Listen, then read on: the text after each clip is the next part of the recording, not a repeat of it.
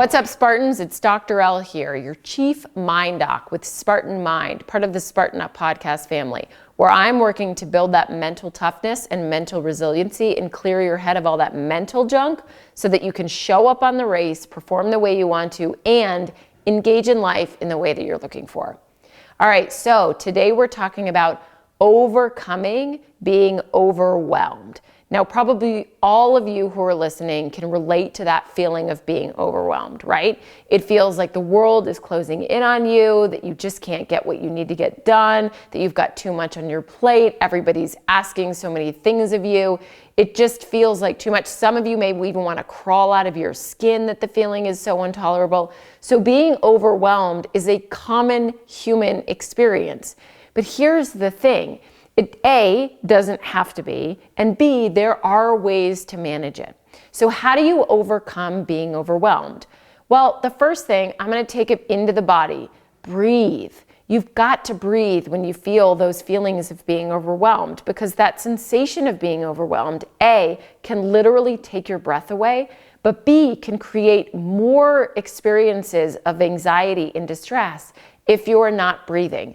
And what do we know about the breath? It calms people down, right? I mean, think about those individuals who are out there right now at war using the breath literally to calm them down in combat.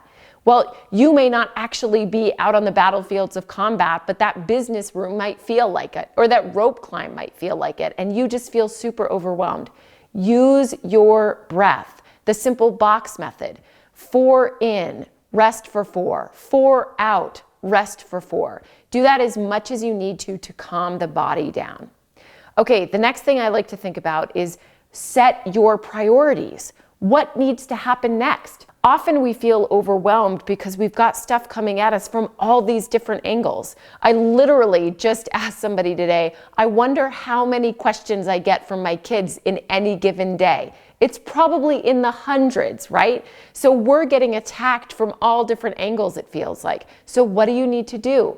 Set your priorities. What is the next best thing for you to remain calm and to diminish and decrease that feeling of being overwhelmed, right? So that could look like, I need to call a friend.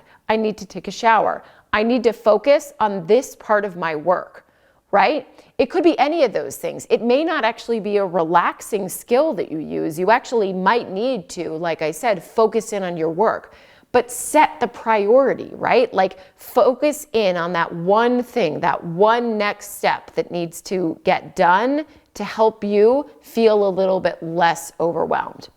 The third thing that I like to do is plan it out, right? So after you've set your priority for that next best thing, then plan out the next 5 to 7 things that you need to do and literally write it down. Write it down on a piece of paper, get it out of your head, because if it's stuck up there, then it's going to feel more overwhelming and more anxiety provoking. So write it down. What else needs to get done? I've worked on setting that number 1 priority. Okay, now what's number 2? What's number 3? What's number 4? And so on. This is going to ground you and also give you some perspective on actually things being doable. Because when we're overwhelmed, like nothing feels doable, right? We just feel like we're sinking in quicksand.